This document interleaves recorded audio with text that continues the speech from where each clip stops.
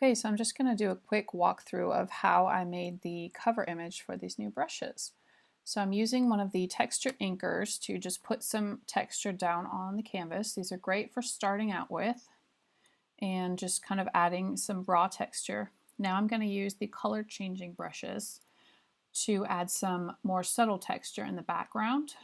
And these are really good for accents, and edges are just a bit more smooth than the texture inkers, and so they're really good for just sort of adding a bit more softness and some interesting color changes.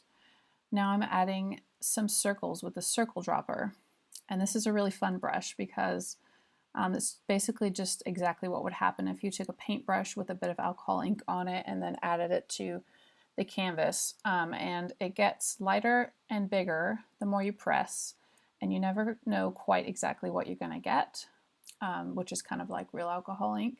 So I like to sort of wiggle it around a little bit as I'm making the dots, and then it'll make sort of a ring around the edge, and you can go over it multiple times. So now I'm adding splatters and adding some more circles now. Yeah, so this is a really useful brush. It's easy to go overboard with it, but you can go over the same spot multiple times to see what kind of effect you can get with it. And it's just good to get a really authentic looking piece that has these drops all over it, which is basically what happens when you're working with real alcohol ink.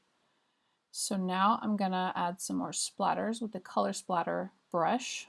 And the difference between the color splatter and the white splatter is just that one of them is better for white and one's better for color. So now I'm working with the mister, and the mister is different than regular splatter brushes because it actually takes the ink that's on the canvas and sort of mixes it all together, and the more you press, the harder the edges get, which looks really cool, like very realistic, so it's a good realistic touch. And now what I'm using is the heat gun brush. And this one, if you use a heat gun with isopropyl alcohol on your alcohol ink, then it will add these really cool ripples, which are very unique to alcohol ink. And so you can use this brush to get that effect by dragging from one area to another, and the area that you drag from, it's going to take the ink from that area and then drag it across. So you can drag the white across the colored areas, you can drag the darkness across the white areas, and if it starts to look a little bit muddy like that, you start on a different place, like over the white or the darker color, and then just keep dragging until you're happy with the ripple look that you're getting. And you don't have to lift up the brush in order to get multiple ripples. You just keep going around sort of in circles, and it will follow the direction that you're going in and add that edge. So yeah, it's just fun to sort of play around with that one and see what you get. So now I'm just adding a blow dryer effect, and the blow dryer, it's good if you push hard with it, you get a nice edge around it, and then if you don't push quite as hard, then it's good to go over it again, not pushing quite as hard. Okay, so now I'm using the metallic ink splatter. I have 3 different metallic brushes that do not require a clipping mask, but I would suggest that you start with the metallic ink splatter because it might be the only one that you need, and it's probably the most fun one to use, I think. It's very easy to go overboard with it, but you'll want to go ahead and just put this on all the darker areas and along the ripples, so because that's where it would naturally go. If it was a real alcohol ink painting, the metallics tend to pool up in these darker areas where the ink is also pooling up.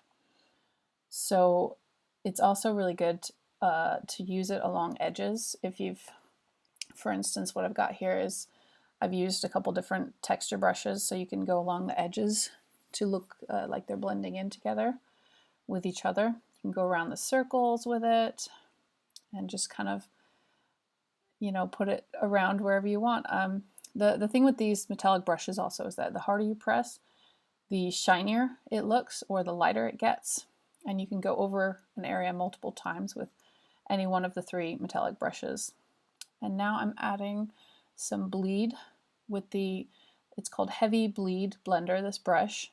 And this brush is good for mixing 2 textures together, or blending the edges, or just adding little accents here and there. Because when you're blowing with a blow dryer or a heat gun, you blow in one direction and it gives you ripples, and in the direction that you're not blowing in, it will actually have a really cool slow fade. So that's what this brush is meant to do. So yep, I'm going to add a bit more metallic because I'm obsessed. And so white splatter, I'm using the white splatter now. And the difference really is just that that one is more solid, because you need that with the lighter colors. And that's it. I hope you enjoyed it.